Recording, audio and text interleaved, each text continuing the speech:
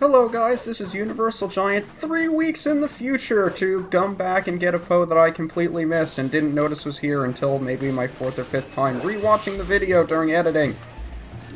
I seriously don't know why in the world I skipped this thing or why I didn't know to look, because I knew there was something over here, and when it wasn't the hero shade I should have figured out it was a Poe. I just didn't notice it because it was daytime and it wasn't there, so the couple of frames it was on the screen I did notice. I went back to get it. Now, on with your regularly scheduled dungeon. I'm going to be flying back into the future, and I'll see you guys at the next dungeon.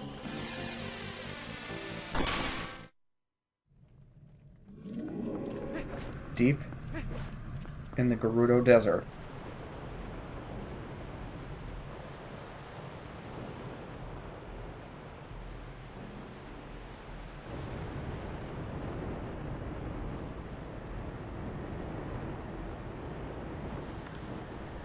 The Arbiter's grounds. Prison for the Kingdom of Hyrule's worst. What, crooks or something? I don't know. Pick your favorite word for bad guys. But yeah, you don't want to fall into those sand pits. Those guys, however, can live in the sand. They are fairly annoying. All I remember this dungeon for is when my friend brought over the Wii version of the game. This was the first thing I played. And it was surprisingly easy to work with the controls. I mean, I knew, even though everything was mirrored, I knew this area relatively well. But yeah, you don't want to fall into the quicksand. It does take a little bit of time for it to swallow you up, and I will eventually show that off because I think it is kind of funny. But yeah, these Moldorms will just flail around in the sand. You can pull them out with your claw shot. Nothing too serious. Kind of funny that all these sand-based, at least sand-based bosses like Molgera and Twin Mold have a little mold thing in their names. But what I like to do to get around the sand... Oh, these little things. I forget what they're called. Stalkids, maybe? Stalkin. Funny thing, I mean, actually looking up the names of some of these enemies, like a Stalkin, you actually spell that out, stalkin. It's like stalking without the G, Stalkin. Just, I don't know.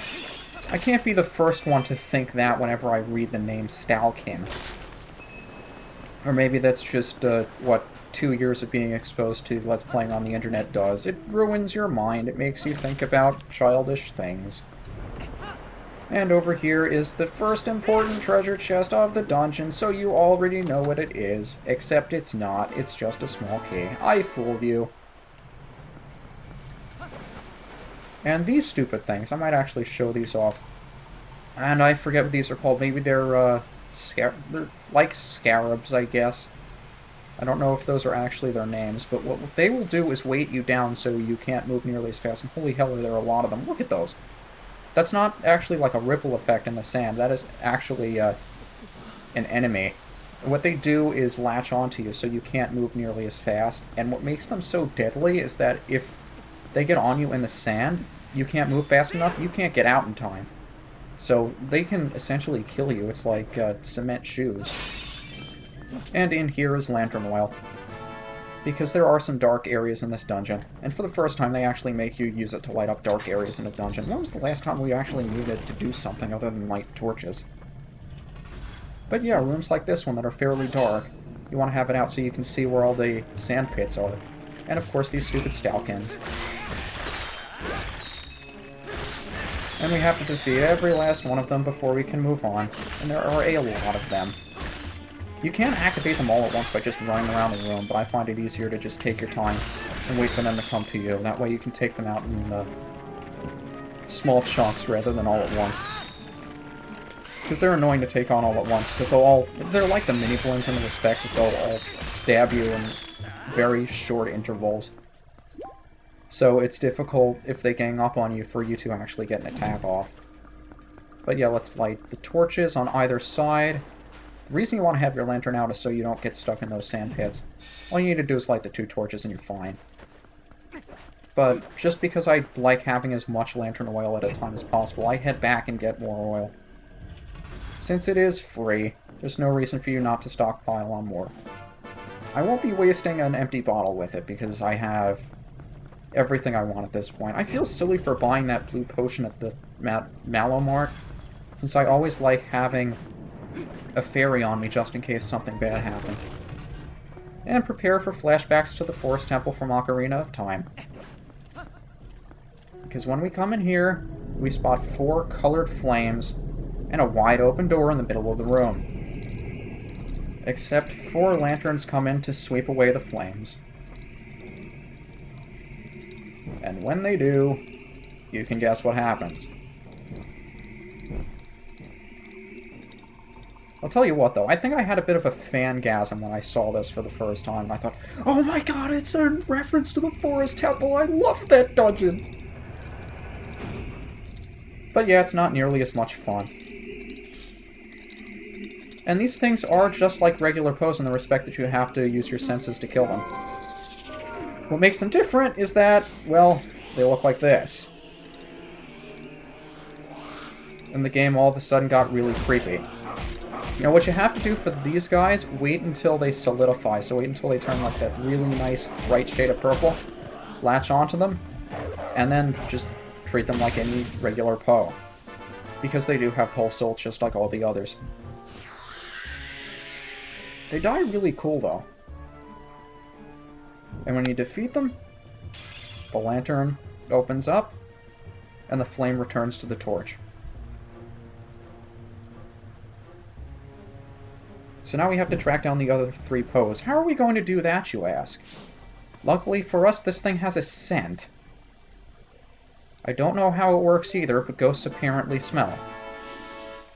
And what you have to do is use those senses to figure out where the other ones went. Like this one went down here, for example. Except here it really didn't, because this just reveals a, well, thing for us to pull out. And I figure I'd take care of that as long as I remember it. I'm not leaving this room quite yet. In fact, I want to go up before I go down.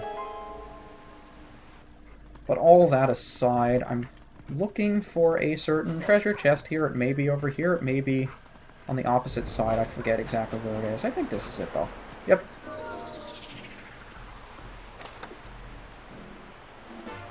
A piece of heart just hanging out right here in the main room. Kind of silly that they would do that, but they did. And I'm very thankful that they did, and I really hope I can get to the other side without dying. There we go. Now, there may be something on the opposite side, too, over here. I do not remember, though. I see nothing over there. There may be a claw shot target on this side. Oh, it's a bubble. It's a bubble. Let's see if we can try the mortal draw. There we go. Oh, that is so effective on those guys. Never tried that before. I was really hoping that there was a thing there. Oh well, I guess there isn't. Well, we might as well... I don't like taking out both of those platforms because it makes it nearly impossible to get back without dying. But this is the first important treasure chest because it has a mystical light in it. And it's the dungeon map. Now, whereas the Blakebet Temple was a lot bigger than the map actually led on to be, this is just a generally large temple. If you really want to call it a temple, it's more like a prison grounds, but... yeah, there is a lot to this place. Both by size and by exploration standards. Let's see what's in here. I forget what order to do these rooms in.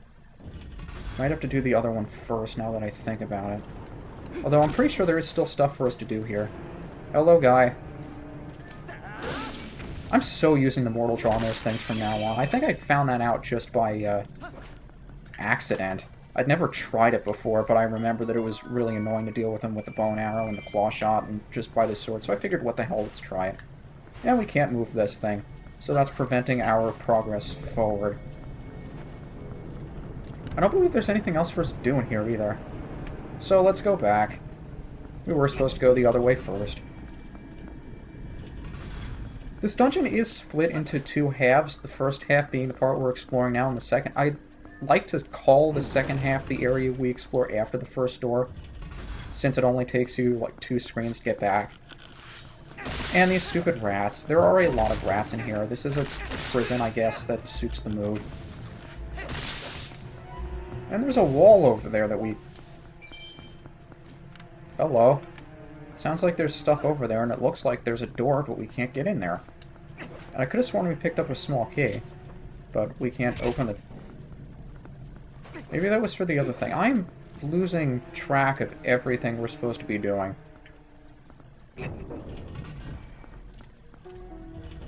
I guess we do go down first. I thought there was something there for us on the top floor, but maybe we're supposed to pick it up down here and then use the key over there. Like I said, I haven't played these dungeons in a few years. And personally, I prefer to keep it that way. I like exploring around, figuring things out, rather than knowing exactly what I'm doing, because it feels like a chore if I already know where I'm going. So let's see. Oh, there it is. I wasn't seeing this before. What we do with this, we push it, we wind up pushing the walls, as you saw over there. And over there is a Re-Dead.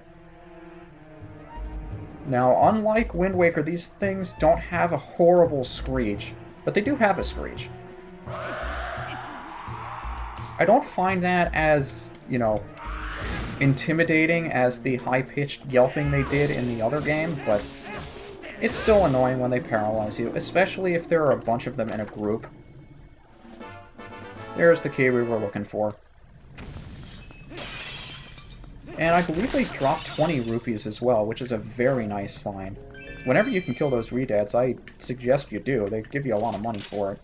Now, before you head out, you want to look for a claw shot target back up into the first room. And since we moved the wall, we now have access to this room over here. And I guess I might as well show this off, that if you're a wolf, Midna opens the door for you. So you don't have to transform every time you want to open the door. Nice to know. See a bunch of lanterns in here, and a couple of bubbles. Guess that also makes it easy to deal with them.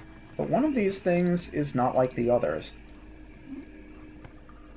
I think it's that one. There he is. Or she. Do poes have genders? I always call them she's, like the Poes sisters in Ocarina of Time. But I'm pretty sure there were some male poes in Majora's Mask, too. The brother is sharp and flat. I guess they do have genders, but these poes... it's not really made a big deal about. I mean, they're just poes. Well, that's 2 flames down, and there's another scent that we don't need to bother picking up. Anything else worthwhile here? There are a lot of skulls. I don't know why I'm bothering with these. I think we're full up on everything we can get from them. We do have the small key, though, so that'll allow us to get around through here. Unfortunately, that requires us to go back here, and I think we have to pull it. We can't pull as a wolf. Minor annoyance. No, we're pushing it, right? No, we're pulling it. Or we're pushing it. There we go. You can see the wall moving. So now we have the small key and we can head further up. This place is pretty straightforward, it's just that you have to do 1 or 2 screens of backtracking. And for some reason I find that more confusing than, say, the Lakebed Temple. But that's just me. I don't know why. I can't put it into words, but I get stuck on the simpler things. Whereas if something is really complicated, I'll remember how to do it, because I remember how frustrating it was the first time, and I didn't want to have to go through it again, I guess.